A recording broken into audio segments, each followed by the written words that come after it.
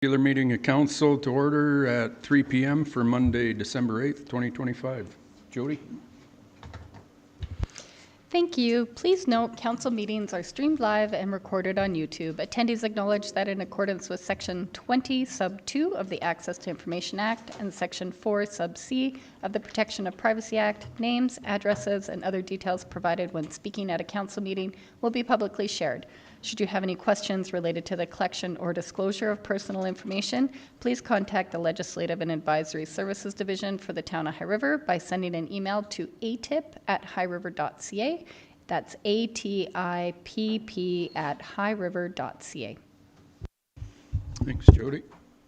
Adoption of today's agenda. I'll ask for a motion from Councillor Barton that council adopt the agenda for the regular council meeting December 8th as presented.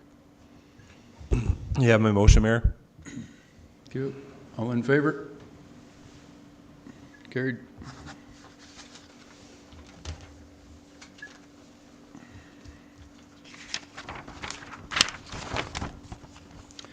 Adoption of the last meeting minutes from November 24th. I'll ask for a motion from Councillor Brookwell that council adopt the November 24th, 2025 regular council meeting minutes as presented. You have my motion, Mayor Snodgrass. Thank you. All in favor? Carried. Two delegations that we have today. First one is from the High River Gift of Music Society, and I know Kahina is here.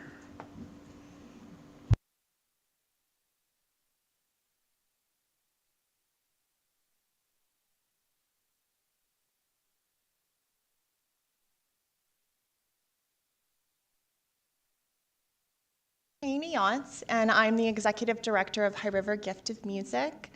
I'm here today to request Council consider our organization in your municipal budget via the Community Group Funding Program. I've prepared a brief slide presentation. I promise it's brief. And just to let you know a little bit more about what we do and what we're asking specifically of the town. Thank you. We're good.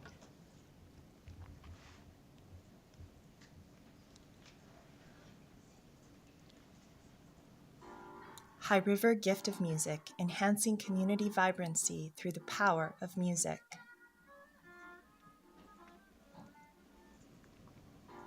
High River Gift of Music. Who we are, a community arts organization for over 20 years. Professional mainstage concerts, free community outreach performances and workshops, seniors and long-term care music visits, youth engagement and school programming. Our role in the community. We are a community connector, bringing people together, supporting well-being, and strengthening local culture. Community, connection, culture.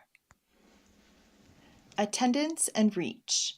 Our impact every season includes 1,000 plus main stage attendees, 6 free outreach concerts, 700 plus residents and visitors reached. Reaching seniors and youth. 2 seniors and long-term care visits per season, 80 students engaged through school visits and free tickets. Supporting local economy. 20% of our audiences come from outside High River. Visitors support local restaurants, cafes, and shops while they're here. Community partnerships. High River Gift of Music Society partners with over 7 organizations, schools, and venues, working collaboratively to reach more residents. Responsible stewardship. High River Gift of Music boasts lean operations, diverse funding mix, strong volunteer support, and transparent, responsible financial management. Our funding request, an annual municipal support request of $7,000 a year plus 2% increase each year for inflation. This stable support will sustain free community access, allow expansion of community outreach programming, enhance youth engagement, strengthen seniors outreach, as well as leverage grants and donor support. Thank you for supporting arts and culture in High River. We are proud to partner in building a Thank you. Does anyone have any questions? Not a question on what you do. Obviously, Kahina, it's pretty clear. With this ask, it won't be decided today as to whether this will be brought into our budget discussions in January. So that's where it kind of lands there. But I will open it up for council questions or anything on if you have anything for Kahina. Vicky, sorry, did you have? Will you be providing us with a budget and from your last year and showing your income and revenues and expenses? 100%. I have it with me if you would like it. We also have a budget specifically for this ask because it is for our outreach portion of our program, our initiative. So it's also, we would get funding from, we're looking for funding from the Rotary and the AFA grant as well. I guess Of course I would like both of them before our budget meetings. For sure. If I could. Definitely. Thank you. I can. Thank you. Any other questions? Councillor Nychuk? Thanks, Mayor Snodgrass, and thanks, Kahina. I appreciate it. Just for clarification, I saw it again, but read it earlier about the 700 plus. Is that attendees? Can I take that as the attendees over all those events, or what's that 700 plus tied to?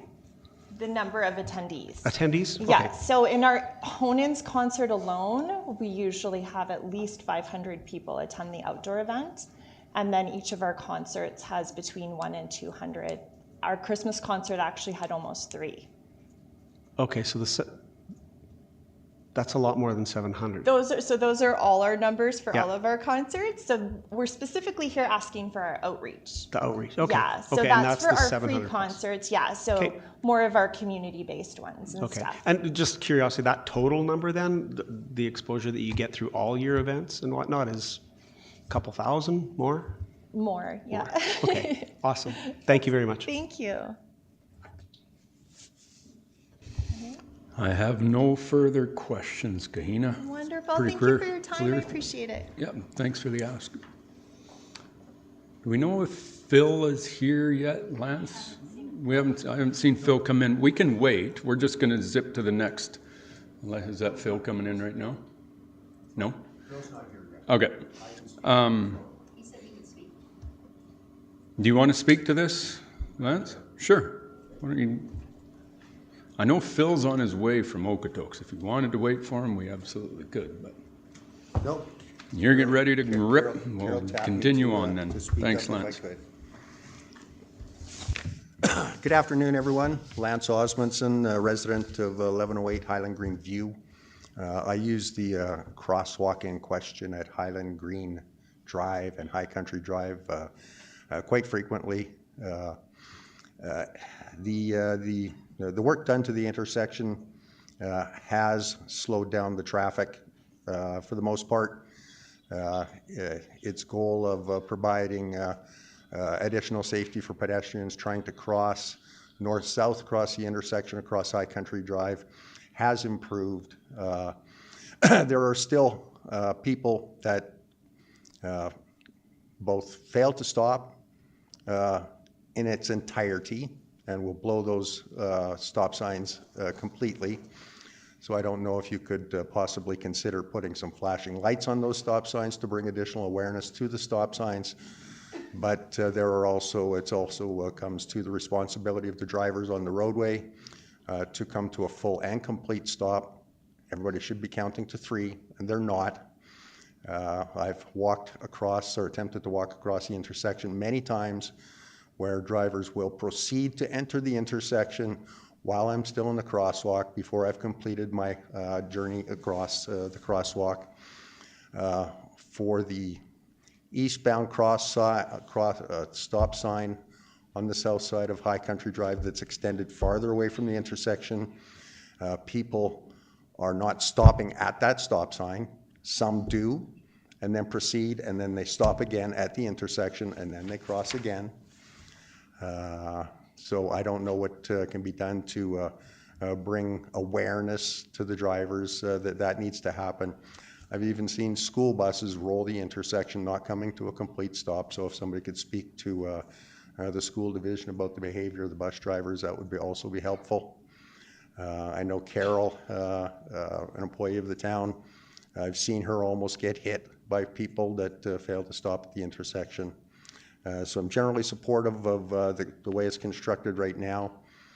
The only next step to improve the safety for pedestrians crossing the road, and I don't know what the priority is, if it's east-west traffic through the intersection or pedestrian safety for seniors and children that gather at the bus stop right at the intersection, would be to put in a traffic control device similar to what's installed in Wallaceville, where the pedestrians can activate the traffic control device, but then there's the north-south traffic through the intersection that would need to have some sort of sensor put in place to allow that traffic to move through that intersection safely as well.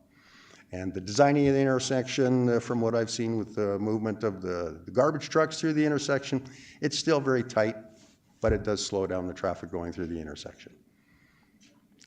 I think I covered off what Phil was going to say. Okay, thank you. Any questions from council for Lance before he, I think it's pretty clear. Appreciate it. Thanks for your feedback, Lance. Obviously, this intersection is up for discussion in a couple items here, so.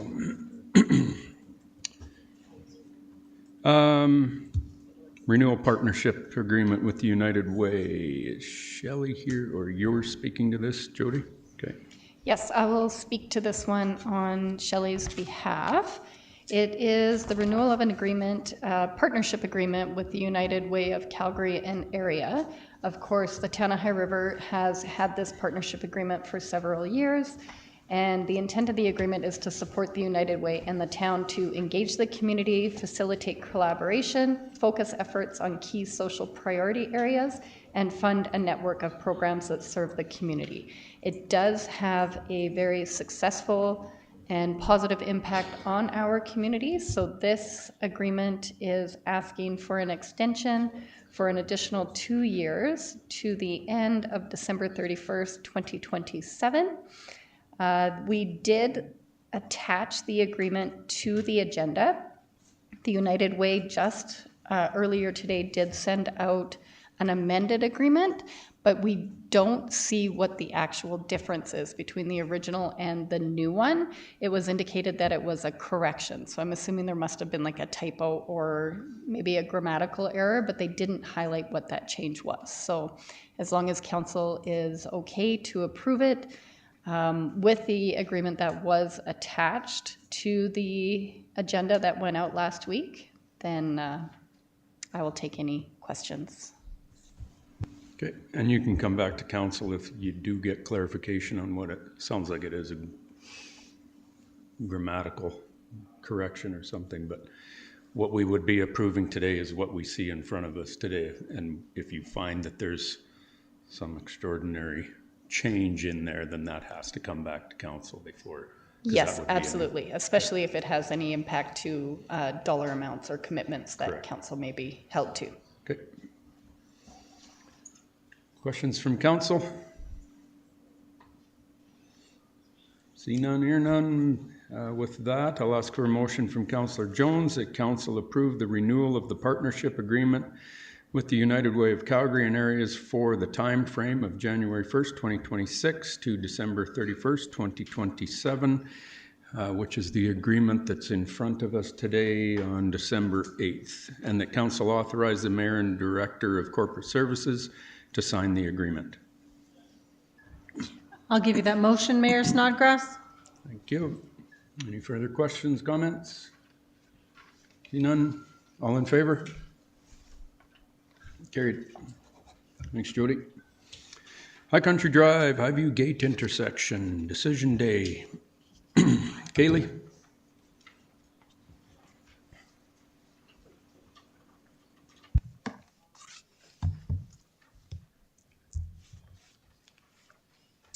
All right, good afternoon, Mayor and Council. My name is Kaylee. I am the Senior Project Lead in the Engineering Department. I've been working on this project for a little bit of time now, and we've made some headway. We've had some changes. Most notably, obviously, is the temporary orientation that is out there today with the 4 reduced radiuses in a 4-way stop.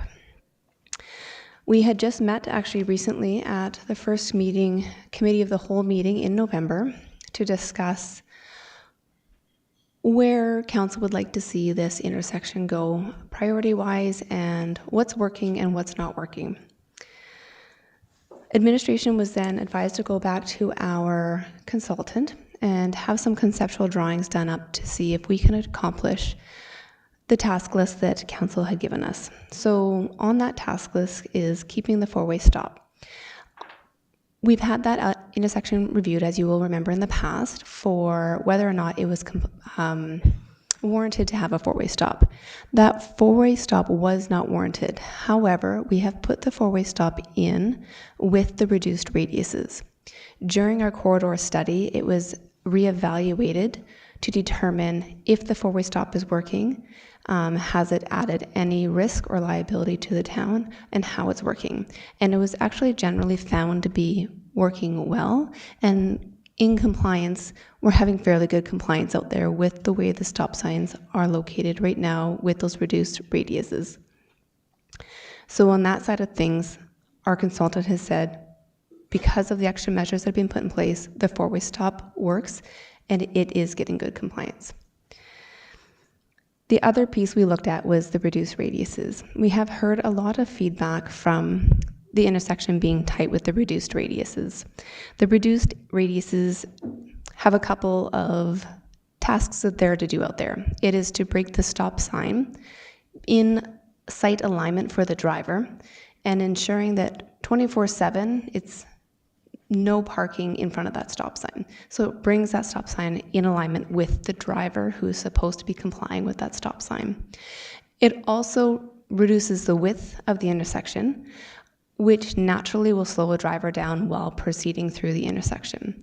And then the third component to that is it physically removes the parking that would be available for vehicles that would potentially park too close to that stop sign. While you could follow that through enforcement, that is based on complaints by the residents and our peace officers being able to go out there on a regular basis and provide those tickets. So by putting in that reduced radius, it physically barricades that parking and keeps that stop sign clear. There was also a request of having the golf cart crossing and the pedestrian crossing, which is on that west leg, to be in the same crossing space. In evaluating that with our consultant, we've discussed that, yes, you could. They still recommend that it would be wider than a typical crosswalk, just so that you would have, should you have a golf cart come into the crosswalk at the same time as a pedestrian, that there's enough space for both of them to feel comfortable in maneuvering past each other. You'll notice on the drawing, it's quite wide. Would it be that wide? This is conceptual, so just remember that, because when we get down to detailed design, that's where we could really refine those details as to how wide that would actually be built out there.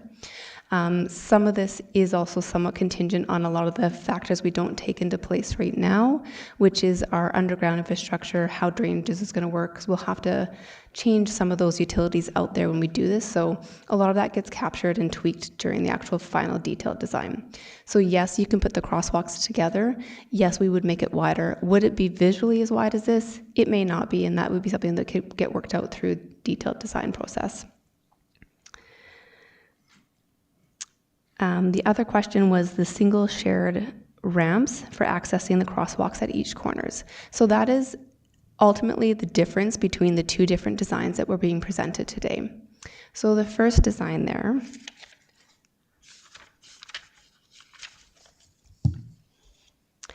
has the crosswalks not shared. So there's pros and cons to both crosswalk locations.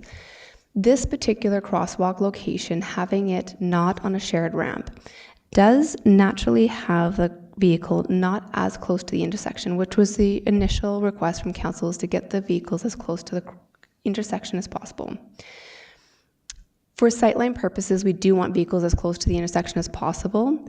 However, because it's a four-way stop and vehicles are technically supposed to be at a complete stop, they should only really need to have full sightline views of that intersection, so it's okay for them to be a little bit further back.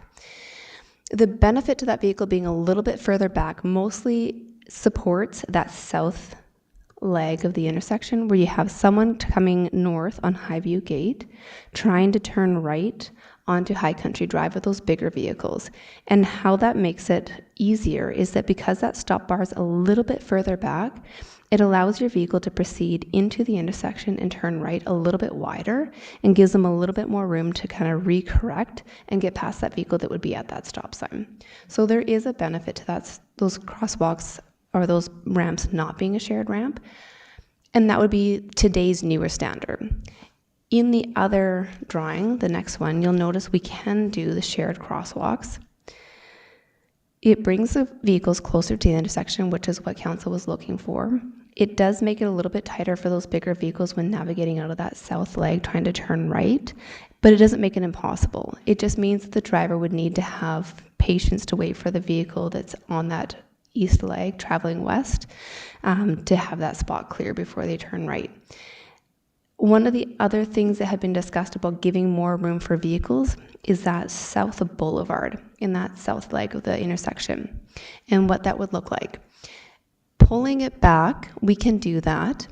You'll notice that there's actually no trees in that first little bit, so we wouldn't have any landscaping impacts. Where we would have to just evaluate would be what that would do for drainage. We couldn't remember if there was a catch basin in that one or not, so it's something that would get fleshed out during your detailed design. But what not removing it, but pulling it back allows those bigger vehicles to have a little bit of a more space to take that little bit of a wider turn to turn right. We want to make sure that when we design these intersections, that we design them for the vehicle that uses it on a regular basis, but then provide areas where for those bigger vehicles that need to get through there, that there's areas that also make it a little bit easier for them to navigate as well.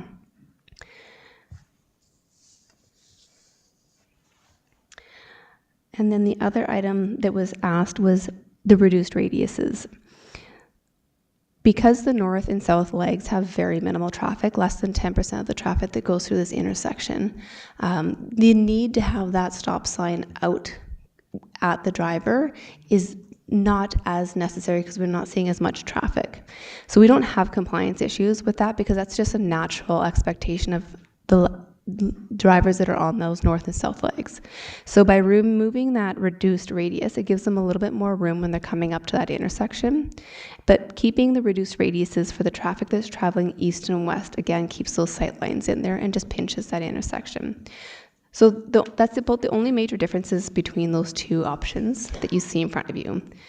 That doesn't ultimately impact your overall price. The price has stayed relatively the same from when we kind of initially talked about what kind of improvements would cost in this intersection, and we're still looking in around that $362,251, so right around that, just over $350. Yeah, so that is my presentation for today. Our recommendation is that this be kind of reviewed at the time of the 2026 capital budget planning. We have a number here for council to work with and evaluate holistically with the rest of the budget. Thanks, I'd be more Kaylee. than happy to answer any questions. You bet. I'm quite sure there will be a few. Wide open to council. Councillor Brookwell. I'm just questioning on the drawing, on both of the drawings, the one coming north out of Highview Gate going on to High Country Drive, it seems that you're going quite a ways out, like more so than the other ways. Like each other one seems a softer corner than that one. It seems to me that you're pulling out further. Is there a reason on that one? So actually, each of the corners are going to be pulled out just a little bit different because the intersection wasn't built square. And so what we're doing is when you build it out so that everything gets lined up appropriately for a square four-way stop intersection, each corner is going to be pulled out a little bit different. Again, it's one of those, what you see may not be exactly what we end up building because once we actually get some detailed designs, we get some of those more finer details in there to determine how far everything actually moves out. This is just at that conceptual stage demonstrating the pinched on for the traffic for the east and west. Thank you. Councillor Cooey. Thanks, Mayor Snodgrass, and thanks very much, Kaylee. This is not a question. I'm going to get some groans, probably, and some eye rolls, but I'm going to take a few minutes, so get comfortable here. Just to walk you through kind of how I got to where I'm going to land. It again, might take me a few minutes. Let me present what I know. What I know, first of all, is that there was a formal complaint from the golf course in May of 2022. I know there was some concerns that there actually wasn't. There was a formal complaint. I've been told that there was this conversation in 2012 that got put to the back burner because of 2013, and I suspect many other councils have had this conversation. I know there are pedestrian concerns. We heard Lance. I know that Phil's here right now. And I know those concerns were of the old design. We have some driver concerns with these temporary solutions as well. I've heard enough for me to know that doing nothing is not an option. It's a unique intersection. It's got unique users, and I think it's going to need a unique solution. I know I'm late to the conversation, so I apologize to all of you, but I also appreciate how we got here. And I also think there was good use of the temporary measures, although unsightly and intrusive. Whatever happens, they've helped us get to what our decision will be. And it takes conversations, and it takes questions, and it takes investigation to get to effective solutions.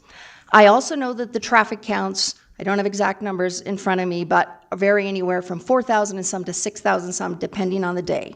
I know when they check speeds, only just over 5% of the people were going over 50%.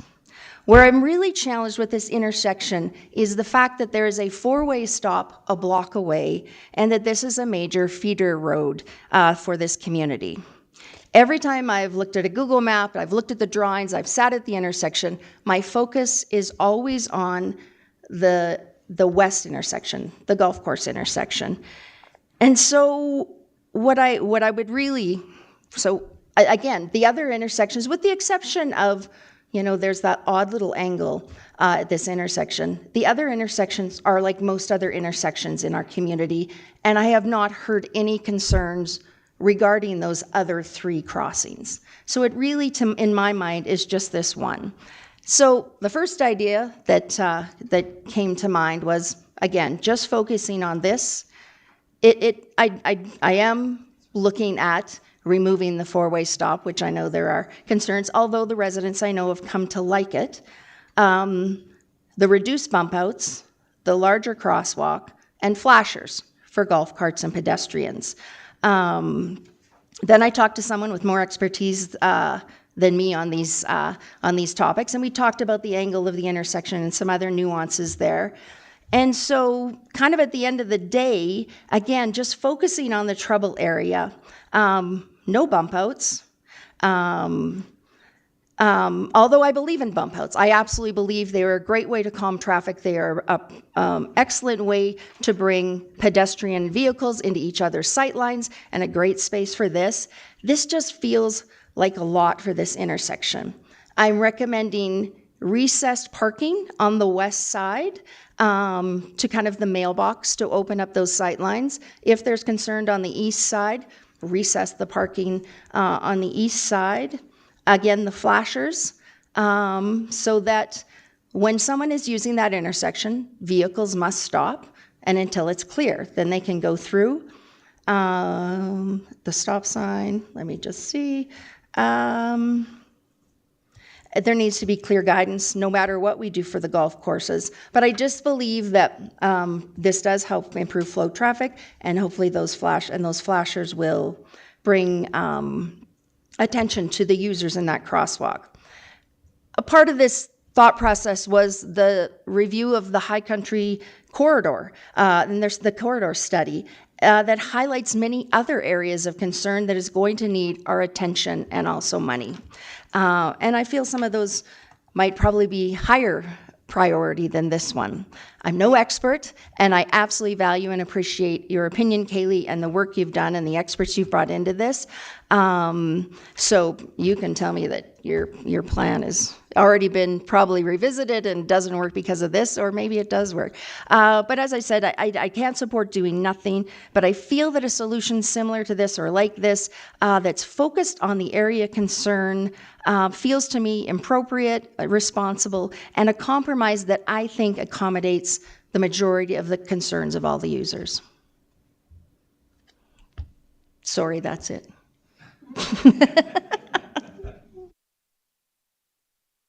Fair comments. Thank you, Councillor. Any questions with Kathy's proposed idea? Councillor Jones? Or other comment? Thank you, Mayor Snodgrass, and thank you, Kathy. I know that we have talked about, say, flashers in the past. I personally am not for them for various reasons. I don't think it does some of the things like the reducing the crossing time, people watching out for them, slowing traffic. Basically, it's just like if they're flashing, people may slow down, may see it, may not. I know there are some areas there where when the sun is setting or coming up that it's hard to see, so that could be an issue as well. I do understand that that particular spot is definitely, or the west side is definitely where the biggest issues are, but it is more than golfers crossing. It is kids, it's seniors. There's just a lot more to it than just hitting a button and letting people cross when they cross. So I really like the first design that allows a little bit more turning radius, because that is definitely one of the issues that people do bring up in that particular spot. I understand the idea of, say, crossing at the corner, trying to get everybody to cross at the same spot. As that area is not exactly square, it does cause some issues. And having the carts and the pedestrians side by side is, I think that's fine. They don't have to use the exact same crosswalk, but I do like the first drawing the best. First drawing meaning exhibit 1.02? Sorry, let me look.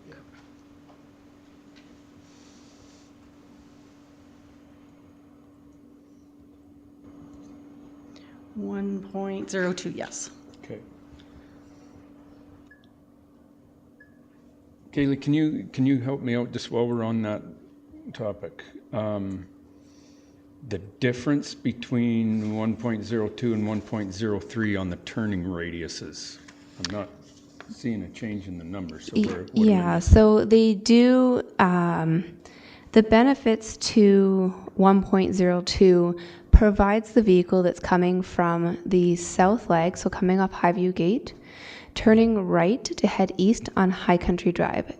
And how it helps them is if they do need to make that wider corner and they cross a bit of that center line, even though they're in the intersection, they're protected because nothing else should be coming in the intersection. By having the vehicle that's waiting at the stop bar traveling west puts them a little bit further back so that it gives that vehicle turning right, the bigger vehicles, to have a little bit more room to maneuver past that vehicle. We've had some concerns about vehicles not having quite the space when turning right with that vehicle on that east side traveling west.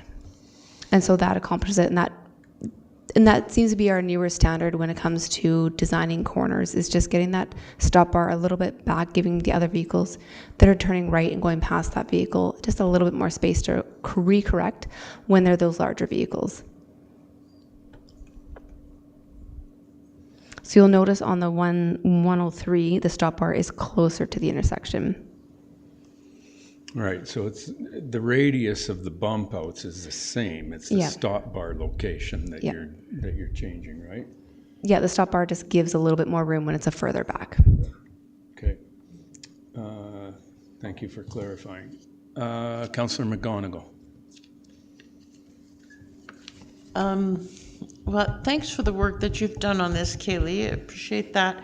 The only disappointment I have is that both of your options maintain these bump outs very strongly. And the overwhelming majority of people that we've had feedback from do not want the bump outs. They want some other configuration that aligns with safety, but overwhelmingly, the people in that community do not want these bump outs. And I'm disappointed that we weren't offered a configuration that reduced or eliminated some of the bump outs. And so I can't support either of these because the community is so strongly against it. So just to clarify, Councillor, Yep. these two options were brought to us following the last discussion of council. Yep. It was council's request that, yes, we took and considered those thoughts on removing the bump outs, but all of us requested that we go back to Kaylee with options to keep the bump outs. That was council direction. That's not Kaylee direction. It was council direction. It was council direction at the last meeting. Just hang on, you guys. It was council's direction to Kaylee to come back with this option, to remain with the four-way stop and we're reducing, reconfiguring the bump outs and layering the two crosswalks, golf carts and I know your opinion is different, sir, but that was council's direction to Kaylee. That was not Kaylee bringing this to us. We requested her, just so we're clear. I understand what you're saying. I understood that we were asking for different configurations, and you mentioned reducing the bump outs. There's no reduction of the bump outs. Correct, which is None one of at the all. questions I have. Yes, there is. Just look here. Here's Well, where they exist. Very minimal. It's very But if you minimal. look there, it is pretty significant. So I just think the community doesn't support the bump outs. They don't support, and I know you've spent money on studies for this, and I'm speaking to council, not Kaylee. I know you've spent money for studies on this and whatnot, but doesn't there come a time when the community has to be listened to, and they're very strong in their opposition to what the studies have said. And the studies are done by people from BC who come to High River, do a study, they go home, they don't have to live with it. The people we represent have to live with it, and they're not happy with the bump outs. So I can't support this. Okay, it's not, I've said this, fair enough. I've said this for years. It's not that you're not being listened to. It's not that you're not being heard at all. We've taken all of that into consideration for what, 2 years now? All of it. At the end of the day, we have a responsibility as your elected council to make the decision based on all of this information that comes into us. And that's what our role is. So, no, sir, not at this time, sir. Councillor Barton. Thank you, Mayor. I'm in favor of 1.02. Just knowing all the different pieces that we've gone through to get to where we are today. There's significant improvements in this particular design compared to what we've had previous. And I guess at the end of the day, what I want to say is that there's two pieces that I look at. The lens that I look through is safety. Speed is an issue. It's been brought up several times. We've had people going over 100 kilometers an hour down that road. Regardless, we need to actually reduce the amount of the speed. This is one tool that we have.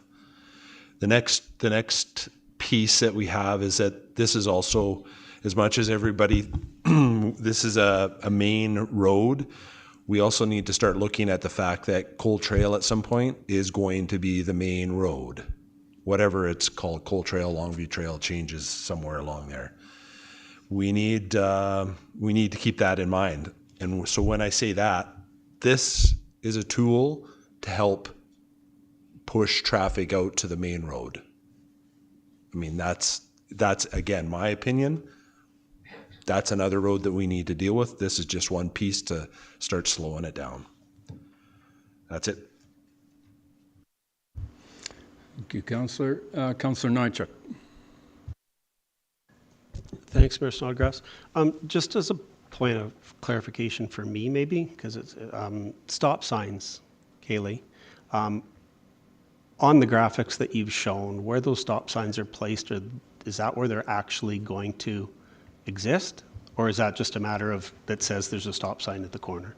It's just saying that there's a stop sign there. This is just conceptual. Okay. You'll even notice some of the dimensions in there. Those aren't necessarily the exact dimensions of what would be built. Like I said, a lot of that has to get fleshed out through an actual detailed design after there's a budget approved and we get a consultant on who looks at just this intersection and everything that needs to take place to accomplish council's goals. So the stop sign correlates with where the stop bar is, basically. That's correct. Right? Yeah, okay. Yeah, thank you for that. Not that people pay attention to where stop signs are. The majority of people I come in behind are always well past the stop sign, but that's me being really quite particular, again, as I usually am. Anyway, I'm in favor of 102. I just think 103, those crosswalks are too tight to traffic flow, meaning if you follow the curbside and you put a car in motion following parallel to that curbside, the crosswalks and intersections are very close to where pedestrians would walk. So this has some recess. We've been talking about this being a safety thing. So in 102, where those crosswalks are set back from the bump out or the curbside, I feel that's a much better safety feature than 103, 1.03 represents. Also, in terms of those bump outs, I'm not sure of the technical engineering term, but weren't they supposed to be rolled or graded in such a way that they could be rolled over? Because what I'm seeing in the drawings is kind of that accessibility cutout that's in the curb, more than it being just a gradual from asphalt to sidewalk level, and that being basically a slope rather than a bump or a cutout. Or So technically your ramp would still be a defined space, even though you have the rolled curb. So you could still do the rolled curb. That's not really, I guess, depicted on here, because that just comes more of your detailed design. It's more of a representation to demonstrate where the letdown would be for the access ramps for the pedestrians to gain access to those crosswalks. Because, you know, we have newer standards as well around the accessibility and having different components in the concrete to provide like a safety measure for the visually impaired. Right? The markings, yeah. So, and that gets depicted visually just on these drawings, but that doesn't necessarily mean that we'll have just those 90 curbs. That gets kind of handled out and hashed out during the final detailed design. Yeah, downtown Kelowna strikes me that they have kind of, it's not checker plate, but it's a metallized and kind of checker plate scenario that marks that out for pedestrians. But I did have another, to Councillor McGonigal and saying everybody in the Northwest is opposed. There is a vocal presence for that, absolutely. But in my sphere of influence, I don't have anybody telling me, but that's my little pocket, my little world. As Mayor Snodgrass says, we take everything into consideration from every aspect, and we make a decision at this table. I don't make a decision on the loudest person telling me what to do. I make that decision based on everything that I can, and that's not disrespecting people that have a passionate voice about opposition to something like this. That needs to be taken into consideration when we sit here and we make these decisions. But I've lived in the Northwest since 2001. I would say I have a little bit of experience driving those roads. I haven't found this intrusive anyway. That's me. That doesn't mean that I don't respect the fact that some people have really big challenges with it. I can appreciate that some people said it was ugly with the temporary measures. That didn't really factor into me, the ugliness, because it was a temporary measure to provide us with an avenue to find a solution to a safety concern that was raised from a recreational aspect, being the golf course, and from the pedestrians and residents that live there. We made a commitment as a council, as previous councils, that safety of our citizens was always paramount. This same design concept came in with the downtown revitalization. I know there's many people, and people that will still tell me to this day it was the worst thing we've ever done with downtown High River. But I also get a lot of compliments on it from people from all over the planet that come here because High River has a presence because of the film industry, because of the TV industry. Is it funny? It's funny that you think the downtown is that horrible that you want to laugh about it? Yeah. Okay, fair enough. I don't laugh about it. I take the compliments that people come to this community and say what a beautiful downtown we have and how accessible it is to people. So I guess that's my opinion. You have a different opinion, and I'm glad we can respect each other on that. Thank you. So again, I'll come back to 102, and that being where I'm going to hang my hat. Thanks, Councillor. I'll throw my 2 cents in, and then Councillor McGonigal.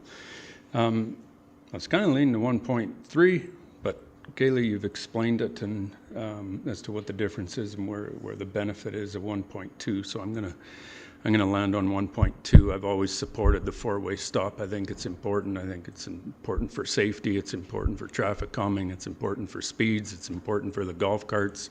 It's important for the pedestrians. I like the fact that we're layering the two rather than having that separation like what Lance was talking about earlier. Having that separation between those two is confusing for everybody. It was a gong show. Where do I stop? And do I stop twice? Anyways, dealt with, layer them over top of each other. I still have the question on the size of the radiuses. And can they be reduced further? Can we get those lane widths up to 3.5 meters, which I understand is kind of more of a standard? So they are currently at 3.5. Well, I'm seeing 3.3 on the drawings. Am I not? Oh, you're correct. They do have 3.3. Yes, they can be up to 3.5. I'm not sure why we have them at 3.3. Okay. Like I said, this is just conceptual, and a lot of that stuff gets kind of worked out in the final details. I just think the bump outs are, even for the sight lines, and I've always, seen the value or the need for the bump outs on the width of this road to get them more into the line of sight. But I still think we could do a better job in just giving a little bit more room. Part of the compromise thing with Councillor Cooey's comments that don't need to be quite this aggressive, Kaylee. And I know once we get into detail, that's what I would expect to see is pulling the bump outs, reducing those radiuses as much as we possibly can, especially to get back to that 3.5 meter width. May I offer that council may also find the turning radiuses templates also helpful when we get into that detailed design. Sorry, can you repeat that? I can't hear anything unless I turn my mic off. Absolutely. I can offer that. How serious? I need you today. You'll need me soon.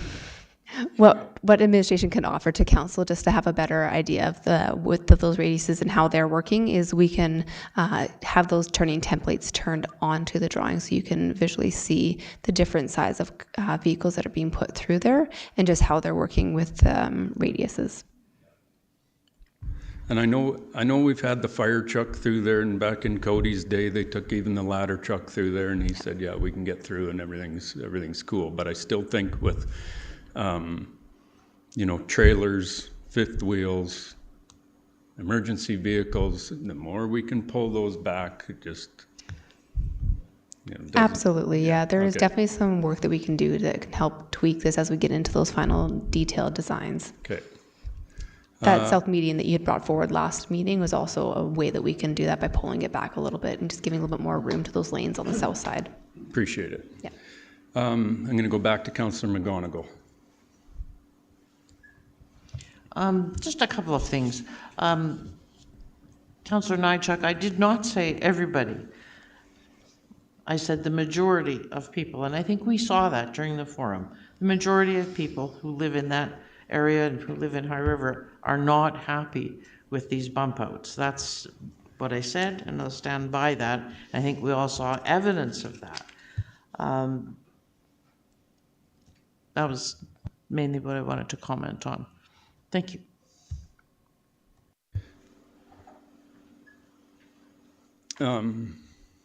Fair point, Councillor. The feedback, I'll share my feedback through the election of what I got was the, I guess in my sphere, those that contacted me about this intersection, obviously there were lots, and the conversations I had was okay with the four-way stop. They get that. It's just the size of the bump out. Well, number one, do we need the bump outs at all? I explained it to them, well, yes, there's the reason why, but and they get it. And it just became to the, well, do we need those bump outs to be so big, right? So that's where I'm bringing it back, is to where we can reduce this. So, all of us have our the groups that approach us. All of us have our groups that we have conversations with, and we all come to this table with all those pieces. That's our job, that's our role, and our job at the end of the day here is to make the best possible decision we can with all of the information as to what we feel is the best thing for our community, period. Anything else in my mind is a failure of our role. So on that, is there any other conversations, questions, comments? Therefore, I will ask for a motion from Councillor Nychuk that Council direct administration to present the project being Exhibit 1.02 and its scope and budget during the 2026 capital budget planning. I'll give you that motion, Mr. Mayor. Okay, and I am going to request a recorded vote, please. So I'll go down the line once Jody's ready. Got it. You're good. Councillor Nychuk, how do you vote? In favor. Councillor Cooey, how do you vote? Opposed. Councillor McGonigal? Opposed. Councillor Barton? In favor. Councillor Brookwell? Opposed. Councillor Jones? In favor? And Mayor Snodgrass in favor.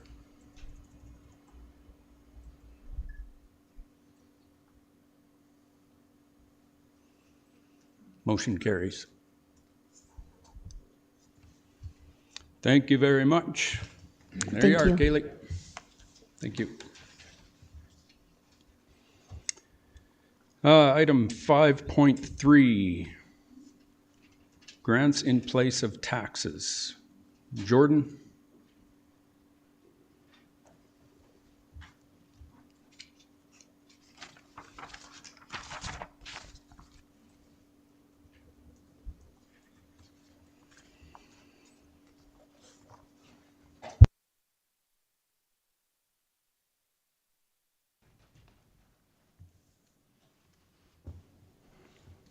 Thank you, Mayor and Council. This item concerns the 2025 Grant in Place of Taxes program. Provincial properties are exempt from municipal taxation. Instead, municipalities receive a grant in place of taxes, which is a discretionary grant program rather than a tax payment. For 2025, the province increased overall, we'll call it GPOT funding, but continues to pay only 75% of the annual levy for eligible properties. The remaining 25% is not paid and is considered uncollectible. Administration reviewed all eligible provincial properties for 2025 and confirmed that the unpaid balance totals $17,948.20. This amount cannot be recovered and is expected to be part of the GPOT program.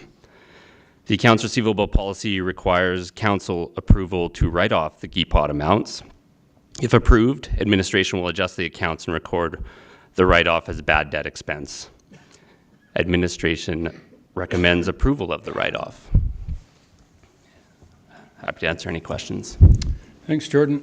It is very nice to see that the government is starting to get back into the right place after they reduced it to pretty much nothing a number of years ago. Whatever that was in Jason Kenney's day, I guess that started. But we're getting back up to the number that's palatable. Any questions from council? It's pretty simple. We do it every year. All good? I'll ask for a motion from Councillor Cooey that council authorize the write-off of $17,948.20 for the 2025 grants in place of taxes levy. I will give you that motion, Mayor Snodgrass. Thank you. All in favor? Carried. Those opposed? 1. Motion carries. You're still up, aren't you? 2026 interim operating budget. Thank you. Excuse me. Thank you, Mayor and Council. This item requests adoption of the 2026 interim operating budget. Under Section 242 of the Municipal Government Act, Council must adopt an operating budget for each calendar year by January 1st. The full 2026 operating budget and capital budgets are in development and will come to Council early 2026. To ensure the town can continue operations on January 1st, administration recommends the Council adopt an interim operating budget. The interim budget is set at 75% of the approved 2025 operating budget. This equals $25.65 million in expenditures and $25.65 million in revenues. The interim budget is balanced at 0. This gives departments spending authority to maintain 2025 service levels until Council adopts the full 2026 operating budget. The interim budget will remain in place only until the full 2026 budget is approved, at which point it expires under Section 242 of the Act. Administration recommends that Council adopt the 2026 interim operating budget as presented. I can take any questions. Thanks, Jordan. Pretty standard thing. I think we've done interim budgets for a number of years over the 12 years I've been here, and especially following municipal elections, because I think it's absolutely ridiculous that any council approves a budget immediately after a new council is elected, before they've even had time to get their feet wet, especially with all the mandatory training that councils, that this government the provincial government has put in place for all of us to go through. It took an enormous amount of time in November. And then to dig in and start approving budgets. I don't know. For me, it's a little bit irresponsible to be doing it that fast. So I 100% support in us having our budget discussions in January. And honestly, I'm pretty sure that every election that I've been involved in, we've done an interim budget and moved it on for that reason. So I'm in favor of doing this. Obviously, the budget that we all care about is the one that we do in January, regardless of whether it happens in November, December. January, I would rather have responsible amount of time for us to, especially new councillors that haven't been through one before, that they've got the time and the information necessary to make proper decisions as we move forward. So that's my spiel. Anybody else? I will ask Councillor McGonigal to provide us this motion, please. Thanks, Mayor Snodgrass. I will move that High River Council adopt an interim operating budget in the amount of $25.65 million for expenditures representing 75% of the 2025 operating budget, and that such be implemented until such time as we have a proper final 2026 council budget. Thank you, Councillor. Any questions? All in favor? Carried. Thank you. Strategic, thanks, Jordan. Strategic priorities chart and work program. CAO Prosser. Thank you, Mayor Snodgrass.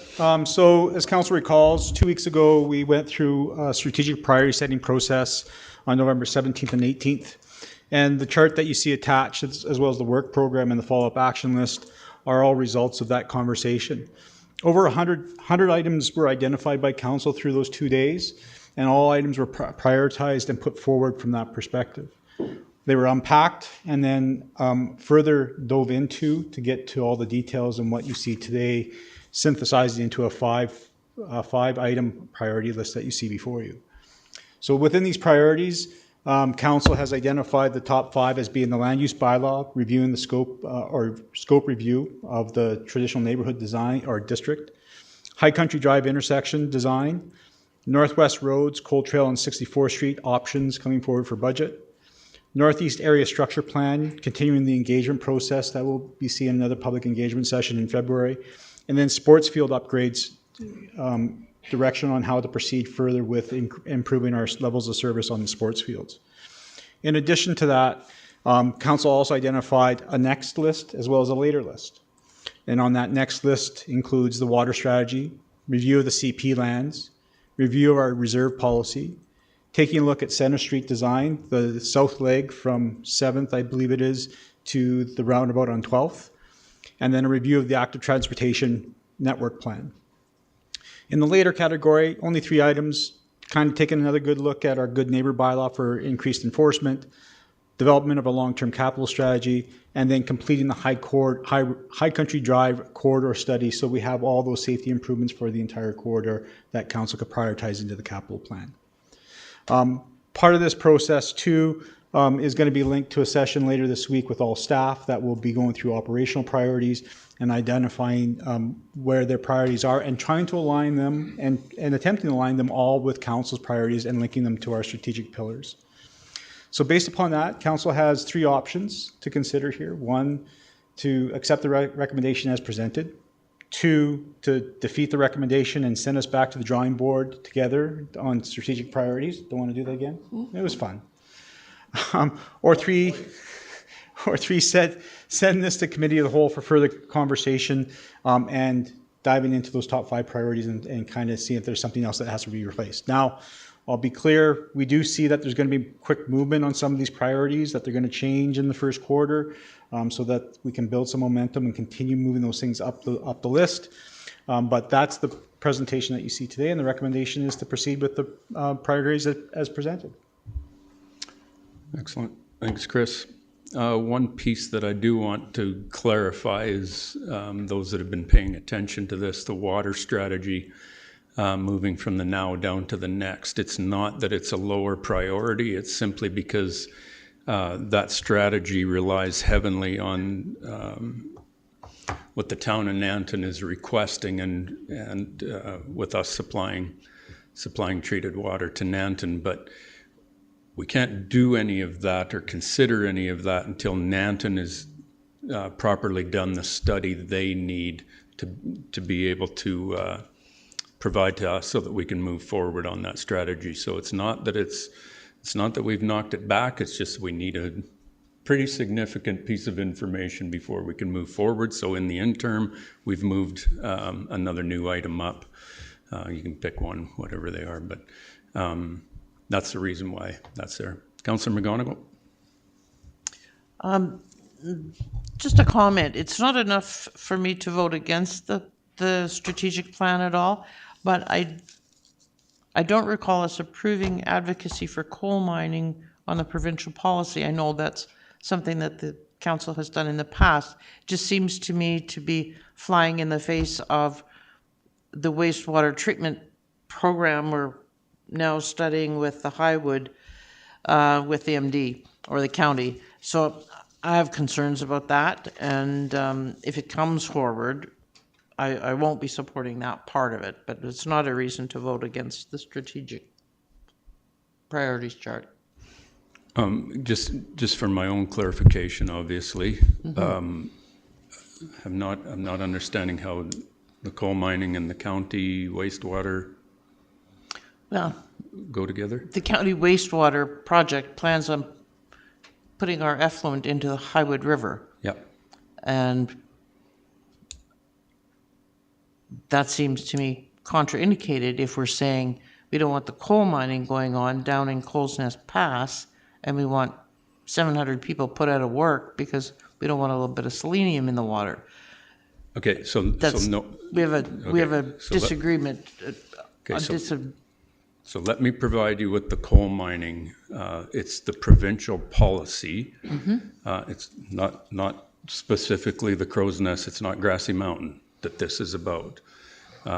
This is the new policy that the government of Alberta is looking at with the coal industry modernization initiative. That's what we are continually involved in, because that is the one that can absolutely open things back up that will affect the Highwood River. This is not the town of High River against the Crow's Nest Pass. It is a provincial policy called CIMI, the Coal Industry Modernization Initiative, that we have concerns with. And I'll just clarify my position, because I've stayed fairly up to date on what's been involved with the coal mining. And I just think that we're taking very different approaches. One where the county's concerned, and the other which affects other communities. And it's just something. But it affects High River. Not to the same extent that it affects other communities. The provincial policy will affect High River. I take the rest of them out of play. Any Uh, provincial policy can affect our local, and when we are on a watershed where certain coal leases will, straight west, if allowed to go through, will affect the Highwood River and our water supply. My personal opinion, it is 100% irresponsible for any member of council not to be at the table to protect our water supply. Which is why I voted against the study at the last meeting with the county. Because again, it affects the Highwood River. Anyway, we can agree to disagree. I just wanted to bring that point up. Okay, now I understand, so I appreciate the clarity there. So, anyone else comments?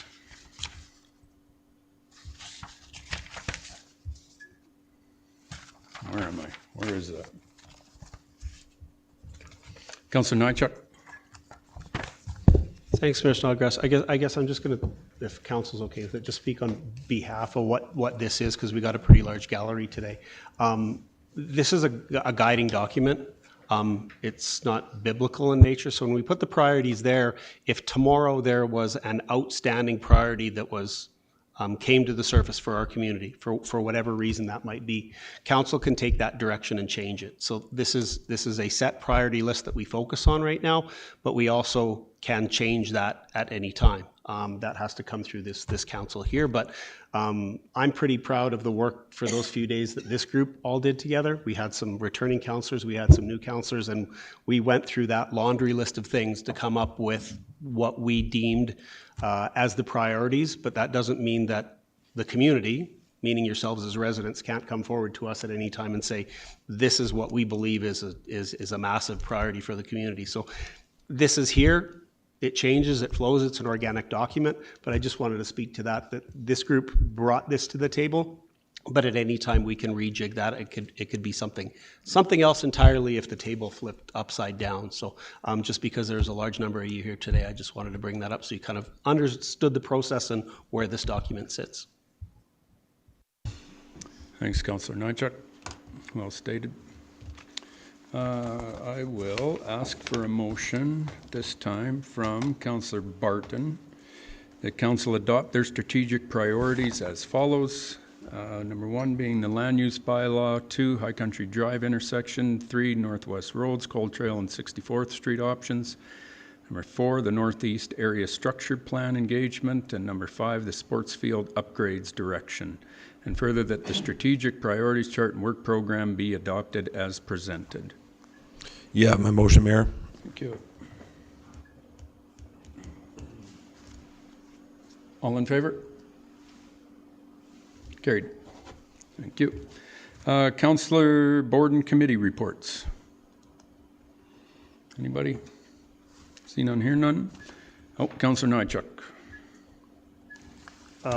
Just because we had one this morning, Emergency Advisory Committee, that's Councillor Brookwell and myself, and just a couple of points coming up from that meeting today. We were talking about the sirens today, their usability or using the Alberta Emergency Alert System for those kinds of communications to the committee. So that was something that we're looking at right now.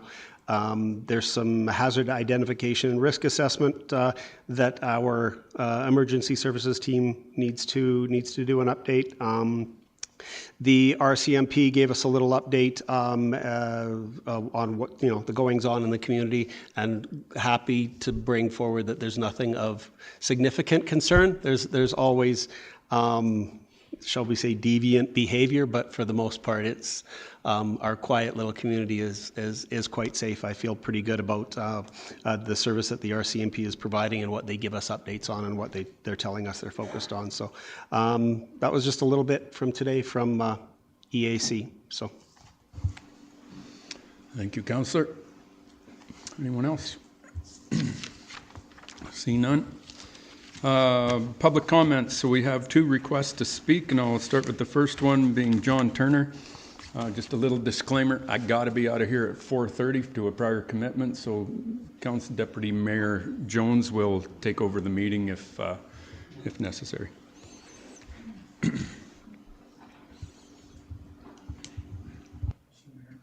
Council, good afternoon. My name is John Turner, and I was here at the November 24th meeting and spoke to you about BN 2549. However, before I get into what I came here to speak about today, I'd like to preface it a little bit. I found that conversation about the bump outs to be interesting. I took BN 2549 and put it in chronological order so I could make some sense of it. And within a month of the meeting in 2022, about years of concerns coming up, and all of a sudden they were important. Within a month of that, there was proposal to either do a mini turnabout in there, or roundabout, or bump outs based on Calgary's temporary curbs. So the solution was there before the problem was defined. And the problem was only non-specific. Several years of concerns. Nobody said, and I think Kathy, you said, that it was a very specific complaint made from the call. And that doesn't surprise me. Well, the first consultant that came in said, don't put a 4-way stop in there because it doesn't meet some standard for that. And they said, just put in bump outs and leave it 2-way. It was council that said, no, let's put in a 4-way stop and the bump outs. It wasn't an engineered solution, it was a decision to do both, which flew in the face of what your consultant said to do. And if you follow the rest of it through there, no consultant ever said do both, 4-way and bump outs. Anyway, so what I came here to talk about was that after I had some time to reflect a little bit more on BN 2549, I realized that what it described in there was quite frankly, was outrageous. That it was symptomatic of a greater problem. So I asked myself how was it that more than $300,000 from 3 different sources within the capital budget over 3.5 years has been spent with a pending RFD for an additional $362,000. This was never a $700,000 problem. What it is virtually scandalous. It's not, and most likely it may not be in compliance with PSAS reporting standards. And the root cause is because the town of High River does not have a separate capital project management policy, procedure, or process. So I checked into some towns of comparable size. Cold Lake has one, Brooks has one, Lacombe has one. So they treat it differently. In fact, Brooks goes so far as to take the capital budget, and when they're talking about depreciable assets, they break it down into their detail in their actual annual budget. So you can see what they're up to there. And they also make a commitment to meet or exceed PSAS reporting standards. So given the credentials of the Town of High Rivers management team, this is not only an unconscionable omission, it is dysfunctional. Project management should be a core competency within the management team here and within the engineering team.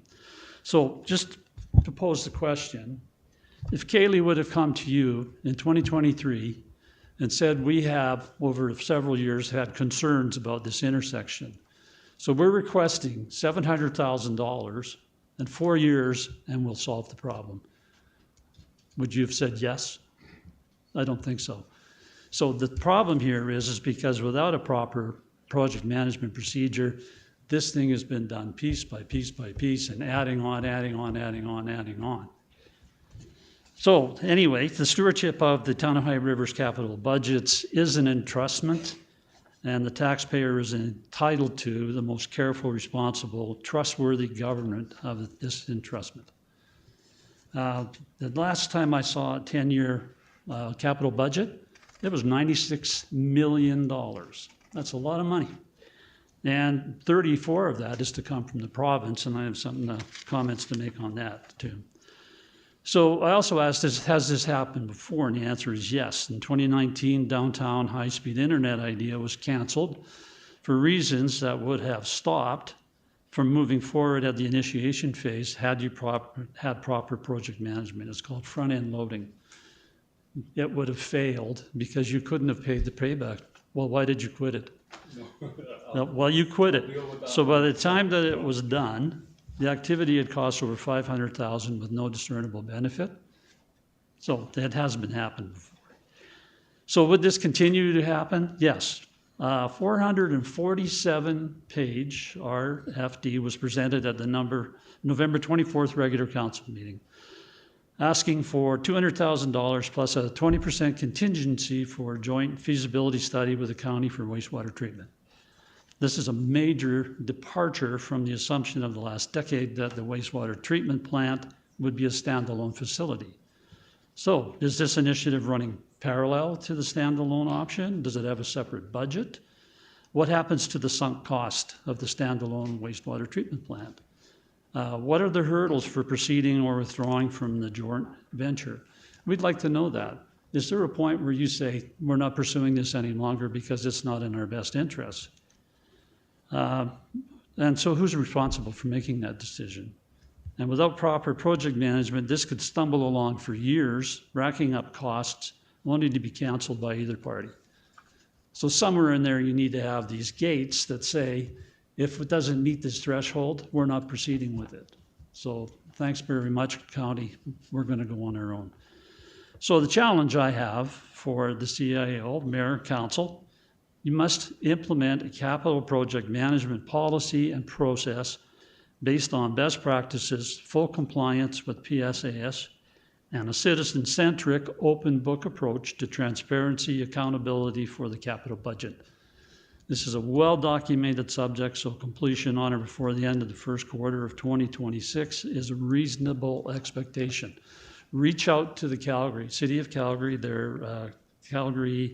they call it the Calgary Capital Project Management Committee. They have a nice, succinct 5-page policy.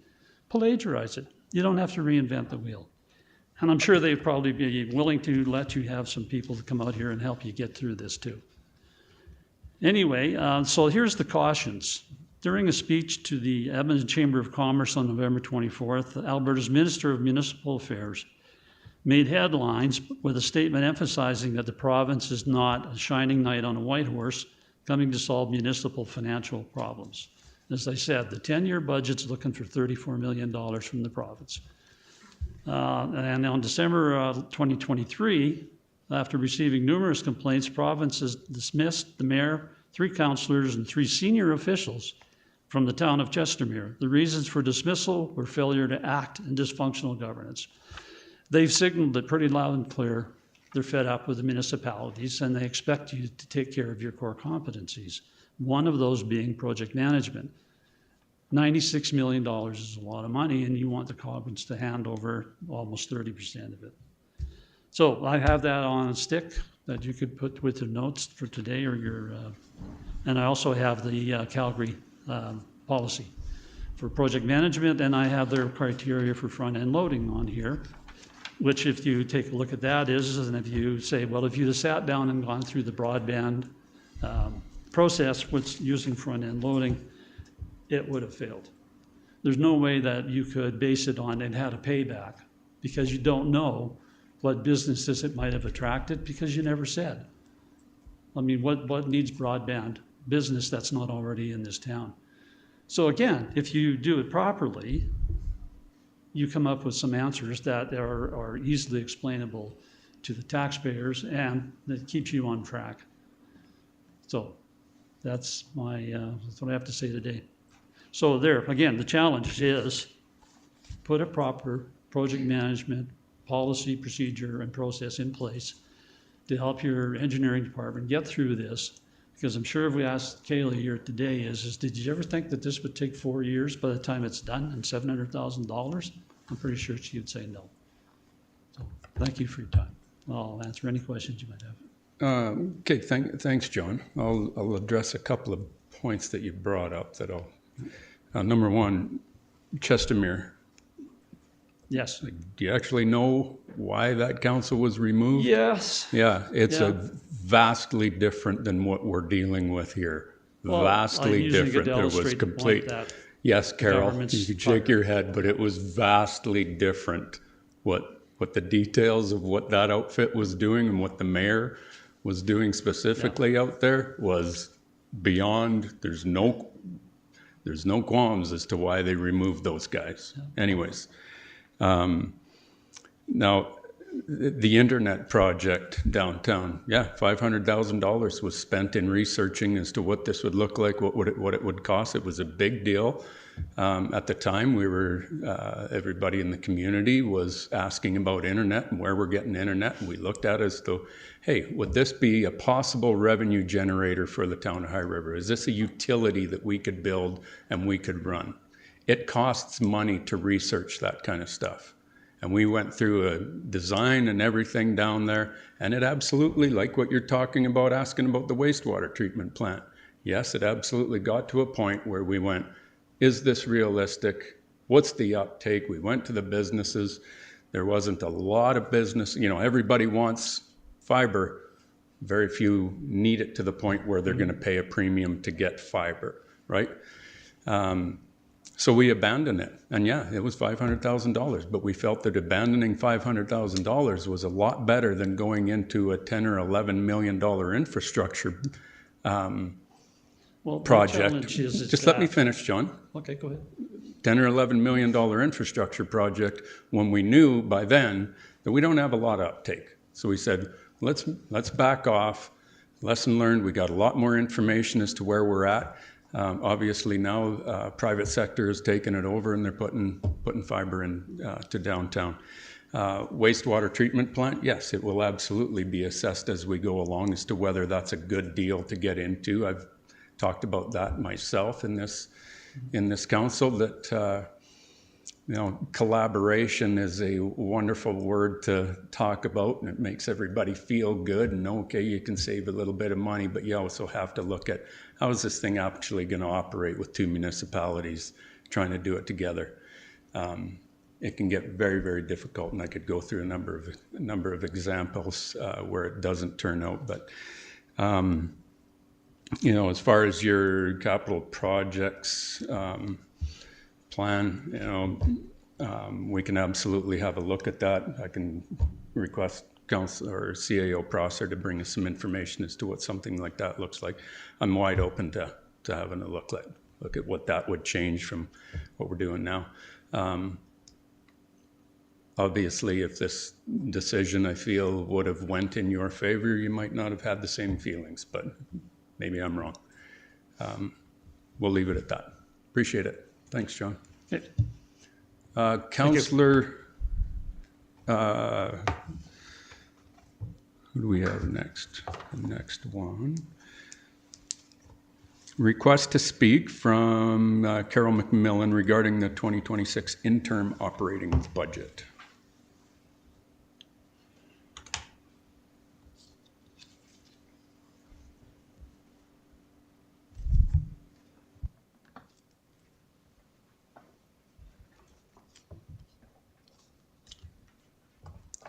Good afternoon, Mayor and Council. And Mayor Snodgrass, I just want some clarification. Did you say that I was shaking my head at that last one? Oh, okay. Sorry. Because I just had an itch, so I was wondering. All right, so thank you for allowing me to speak in public comments today.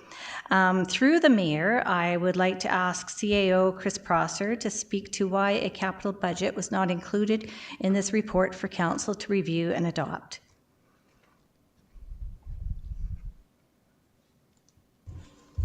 At this point in time, the capital budget's still under development. So we have last year's capital budget that's still in play and still being part of the operating budget that's formed. And it'll be presented as a complete plan for a 10-year plan that we're putting together to present to council. So. Well, I guess when I'm just looking at some legislation, I guess my next question would be, could you please, CEO Prosser, clarify how the town will proceed with capital project expenditures effective January 1st, 2026, based on the requirement in MGA Section 248? There'll be no expenditures on capital projects in council until council approves the 2026 budget. Okay. And I guess where I just need some clarification, because when I'm just, my understanding is, and unless I'm interpreting the MGA incorrectly, but I thought you had to have, like according to Section 245, each council must adopt a capital budget for each calendar year by January 1st of that calendar year.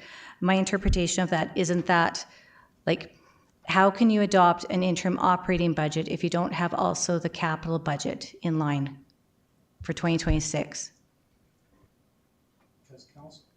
Because council has not adopted a capital budget for 2026 moving forward. It'll be renewed when the budget is adopted and the complete plan is presented. So right now, council has the authority to expend what is proposed in the 2026 budget, or 2025 budget, excuse me, and then it stops any capital expenditures as of January 1st. All right.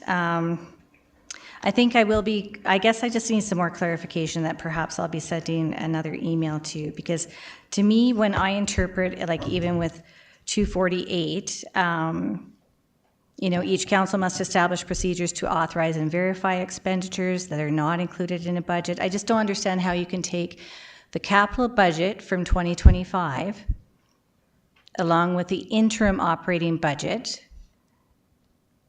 like just thinking about, I think, to be clear, Carol, there is no authorization to do any capital works for 2026 until the new capital plan is adopted. Okay, so when is that going to be roughly? That will be when the budget process starts in January of 2026. So do you have specific dates? Because before you did have some dates and then they're no longer Yeah, available. we're looking at the middle of January. I think January, don't have them off the top of my head, 14th, 15th, 21st, or 19th and 20th? 19th and 21st. Because I guess I'm going to be a little bit stubborn here. I guess where I'm confused is how neighboring municipalities did do interim capital and operating. So I just don't understand why we don't have an interim capital operating and then where you could finalize everything. And I know Mayor Snodgrass says about new council and everything. And you know what? I agree. Personally, I think a municipal election should be held in the spring so that council has time to get their feet very wet before dealing with this.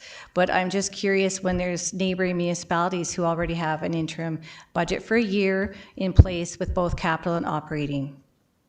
Well, you know, Carol, I can't answer what other neighboring communities are doing. I know City of Calgary's done their full operating and capital budget. But what I can say for what we do here is we reset that capital budget each and every year for that 1 year that council's working on. We do have a longer term budget that we use and is part of the 2025 budget that was presented last year that will form the basis that council will either say yes to projects for 2026 or no to projects for 2026. What we work with on a staff perspective is a much longer time frame. Council is focused on the next 4 years and what they're wanting to put together. We wait until we develop the strategic priorities chart to understand exactly what council's priorities are and what that trickles into capital project making. And as you can see that on the capital project list from the council priorities, there's 2 capital projects, 3 actually, with High Country Drive intersection, Northwest Roads, Cole Trail, as well as the sports field upgrades that are capital projects of a capital nature that weren't on the capital project list necessarily in 2025. Those will be coming forward for to create the new capital plan, and that will be forward to council discussion and debate whether or not they're going to be included or not, or they remain priorities that come off the list. Maybe I'll just jump in here for a second, Carol, because you piqued my interest as well, and it's a valid, your comments are valid. Can we just check in, make sure we're compliant with anything as far as what we're dealing with this, so that the public's confident with how we're moving? Just hang on, Carol, just so that we're moving forward properly, and that if it's mandatory and we have to approve a interim capital thing, I don't remember doing that in the past, but for the reasons you're stating, but let's just make sure that everything's copacetic, and we can, if necessary, we can do that in the next week or 2. Yeah. Please, is that fair? Yeah, because it's just when I'm looking at section 245, adoption of capital budget, each council must adopt a capital budget for each calendar year by January 1st of that calendar year. It doesn't say that you can take a hold of your previous year's capital budget. Yeah, for adopting. We could debate that 1,000 different ways to Sunday. And then I just have taken, kind 100%. Thanks. And I just have one comment. I was trying to look through the MGA to see this, but I was under the impression, regarding your vote about High Country Drive, that I was under the impression if it was a 3-3 vote, that the mayor, with the deciding vote, that it had to be defeated and brought back to the table, that you can't actually approve something. So that's another piece of legislation I'd really like you to look into, because that's under my understanding, is if it's a 3-3 tie, and then that's when the mayor does vote, the mayor has to defeat it, because it's showing enough complexity that it needs to be brought back to the table for further discussion. And what we heard from the 3 councillors who did oppose, to me, it showed that there was a little bit of miscommunication about what actually had been agreed to in that committee of the whole. And I think it's only fair to Kaylee, because she has invested so much time in this, but I do feel that is how the legislation works. So I really would like you to revisit that. I will clarify that, because I've looked through that numerous times. Well, that's why I was trying to find it. The mayor has an equal vote as a councillor. There is the mayor does not break ties. The mayor votes along as council. It's not that piece, Mayor Snodgrass, I'm speaking to. It's a case of that if there is a tie, it doesn't state that in the MGA. MGA. It needs to be defeated. There's no wording in the MGA about tie breaking. Well, I would like to see. I would appreciate if you could look into that. You've got the book. If you find something different, then you're more than welcome to present that to me. But I've been through those sections numerous times. Okay, we'll have coffee one time. Yep. Thank you. Thanks, Carol. Councillor Cooey. Just a point of clarification, Carol, thanks for your comments. I had no miscommunication on what was coming to the table. My research over the past 2 weeks since that last meeting changed my direction, and that's where that came. I knew what was coming to the table exactly. Just to be clear, thanks. Deputy Mayor Jones, I'm going to have you take the rest of the public comment section over, please, because I do have to run. Thank you.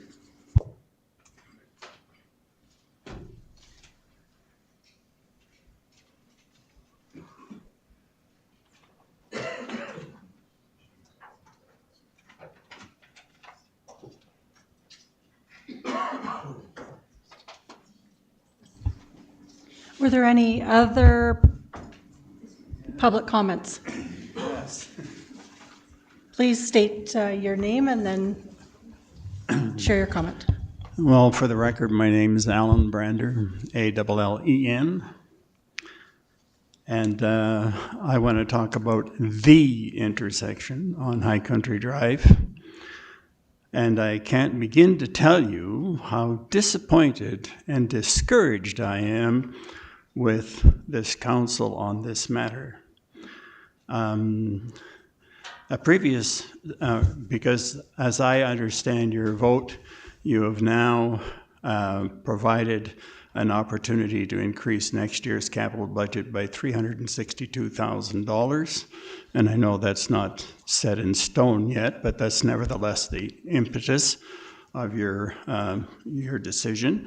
The previous speaker pointed out to you that this is now raised up to $700,000 for this piece of artwork, when $700 would have sufficed with a gallon of yellow paint and a couple of stop signs, as I provided to you before.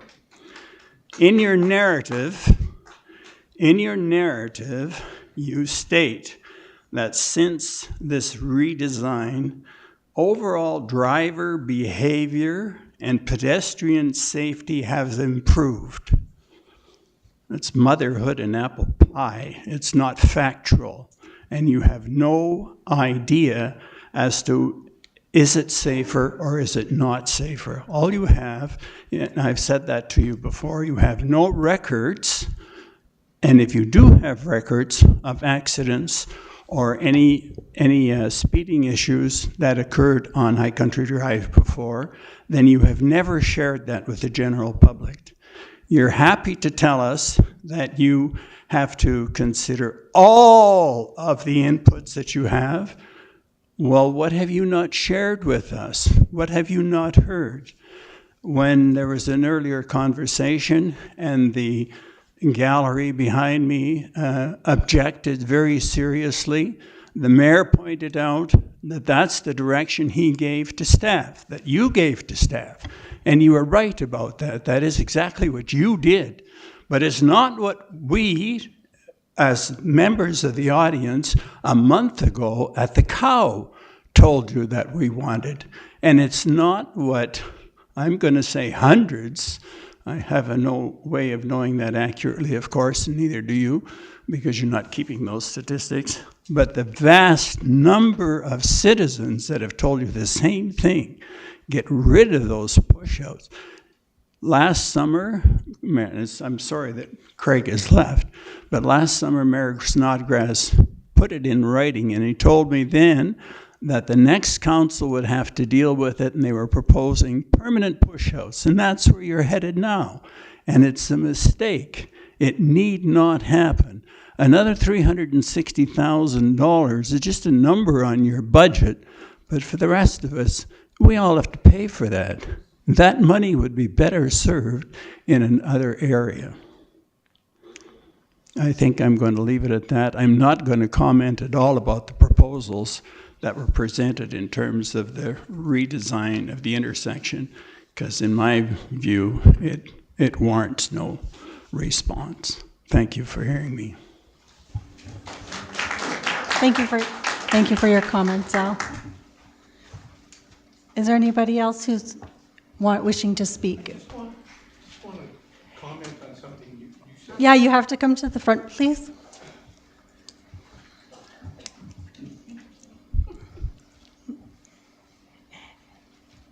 And please state your name and then your comment. My name is Rick Ball. I live up in the Northwest. And I just want to comment or talk about the comment that you made about flashing lights at that intersection. And correct me if I'm wrong, is it not the town plan to drop the speed limit to 40 kilometers an hour? Is that not what is in the long-term plan? I read it. It's there. Dropping the speed limit to 40 kilometers an hour in the town. That is something that would have to come to or from council, yes. But as... Okay, it's in the town plan on your website. So my thinking is we're already going to be slowing traffic. And that four-way stop, there's no data to support that it was needed there to begin with.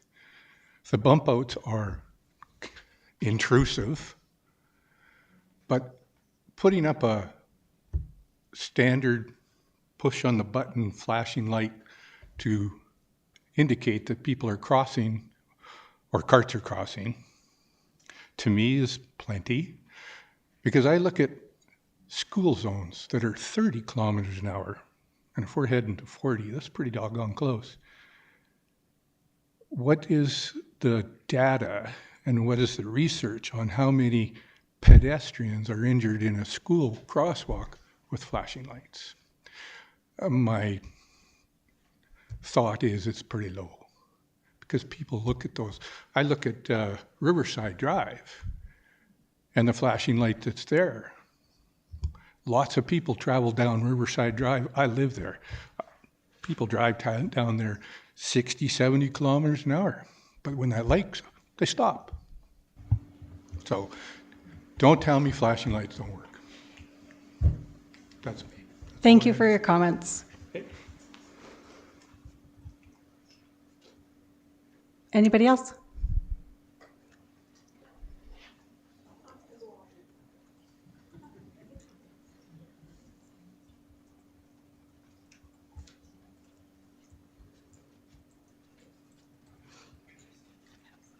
Please state your name and then you can share your comment. Maureen Moncrief and High Country Drive again. I didn't see any of the new council at a town meeting that was held at the garden plot in the Northwest. Well, a couple of reasons men weren't invited. I'm sorry, but there was a lot of men there. No, the men councillors were not invited to that meeting. It was at the community gardens that the town put on. Not Shepherd. Sorry, I was wrong. There was a town meeting there about High Country Drive, but I didn't see any one of you there. I did get called to go to it. One of the questions to the town, I don't know if it was Kaylee, was how many people are for this from the survey? And we were told 50-50 on that. There was probably 40, 45 people that were at the community gardens, and not one person was for it. So I don't know where the 50-50 is coming from, because I can take a poll question right there. All the people there were totally against it. So either, like people have said, there's information not being given to us, but I have yet to see an accident at that intersection. So I want those bump outs gone. Thank you for your comment. For the price that we're paying, that the taxpayers are paying. You guys have to remember, it's not your money. It's our money that you are spending. If this intersection, one intersection is going to cost $700,000, you've already spent 170, 200, 300 on one study. And then you're going to spend whatever it costs for those bump outs and the signs. Like I said to Craig before, a can of yellow paint will work. Keep the four-way stop. But $700,000, it is our taxpayers' money, not yours. Thank you for your comments, Maureen. Any other comments?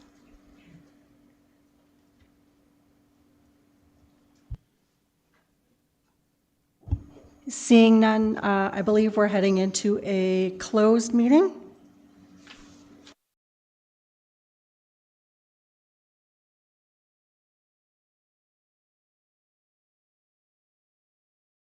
So correspondence from Kin Canada and the Foothills Canuts, and correspondence regarding the 605 McLeod Trail South. And then council will be heading into a closed meeting for a land item.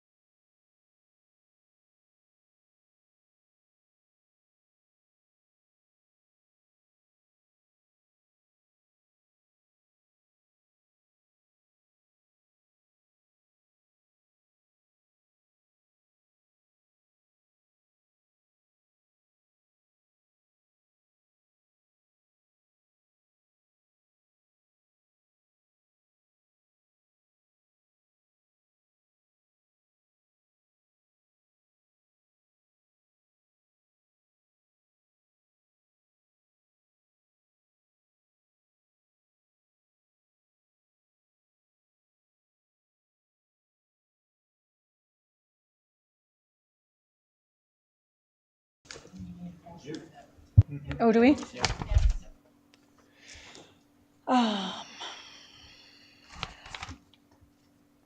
Just make a motion? I have no problem. Which one is it? Deputy Mayor Jones Oh, okay. making a motion All right. that Councillor council now McGonigal? move out of closed session. Just a minute. Once we come out of closed, then we will just end. We can't make.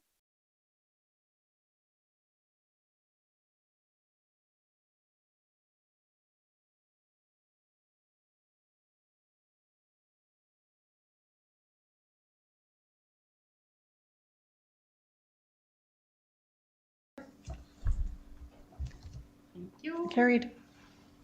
Okay, so now we can go back to the live stream.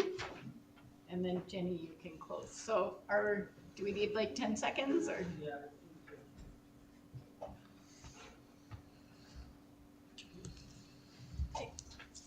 All right, I'll ask Councillor Cooey to adjourn the regular council meeting on December